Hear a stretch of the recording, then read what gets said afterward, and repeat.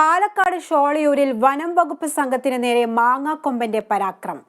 RRT സംഘത്തിന്റെ വാഹനത്തിന് നേരെ മാങ്ങാക്കൊമ്പൻ പാഞ്ഞെടുത്തു.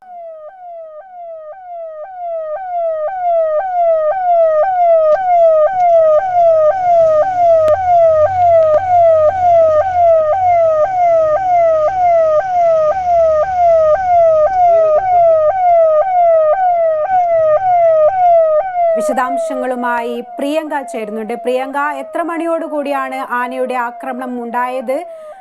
ഈ ആനയെ കാട്ടിലേക്ക് തുരത്താൻ കഴിഞ്ഞിട്ടുണ്ടോ? ശ്രുതി, രാത്രി 9 മണിയോട് കൂടിയാണ് അട്ടപ്പാടി ഷോളയൂർ ചാവടിയൂരില് മാങ്ങാക്കൊമ്പൻ ഇറങ്ങിയിരിക്കുന്നത്. മാങ്ങാക്കൊമ്പൻ മാങ്ങയും ചക്കയും കഴിക്കുന്നതുകൊണ്ടാണ് മാങ്ങാക്കൊമ്പൻ എന്ന് നമ്മൾ വിശേഷിപ്പിക്കുന്നത്. പക്ഷേ പതിവിലും വിപരീതമായി മാങ്ങാക്കൊമ്പൻ ഇറങ്ങിയത് കാരണം വനം വകുപ്പുകാര് അവിടെ ചെന്നിട്ടുണ്ടായിരുന്നു. അപ്പോൾ ജീപ്പിൽ വന്നവരെ മുന്നോട്ട് പ്രകോപിപ്പിക്കുകയായിരുന്നു ആന. തുടർന്ന് മാങ്ങാക്കൊമ്പൻ അവർക്ക് നേരെ പായുകയായിരുന്നു. ആ സമയം ഒരുപാട് കഷ്ടപ്പെട്ടിട്ടാണ് വനം വകുപ്പുകാര് പിന്നിലേക്ക് ജീപ്പ് ഓടിച്ചിട്ട് രക്ഷപ്പെട്ടത്. ഒരാഴ്ചയ്ക്കുള്ളിൽ തന്നെ അട്ടപ്പാടിയിൽ 6 ഇടങ്ങളിലാണ് മാങ്ങാക്കൊമ്പൻ ഇറങ്ങി ഭീതി പുലർത്തിയിരിക്കുന്നത്. സമീപവാസികളെല്ലാം വളരെ ഭയപ്പെട്ടാണ് കഴിയുന്നത്.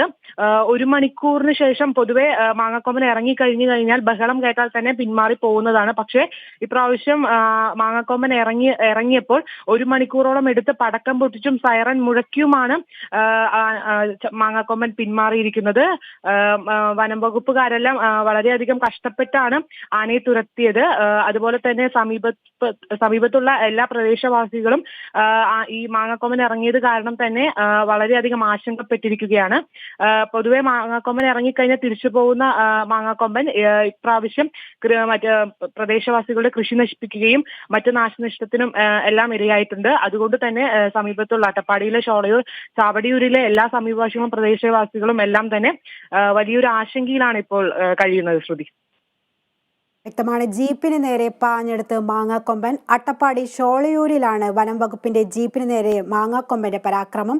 രാത്രിയിൽ ചാവടിയൂരിലെ ജനവാസ മേഖലയിൽ ഇറങ്ങിയ കൊമ്പനെ തുരത്താനെത്തിയ RRT സംഘത്തിന് നേർക്കാണ് ആന പാഞ്ഞെടുത്തത്. വിശദാംശങ്ങളാണ് പ്രിയങ്ക നൽകിയത്.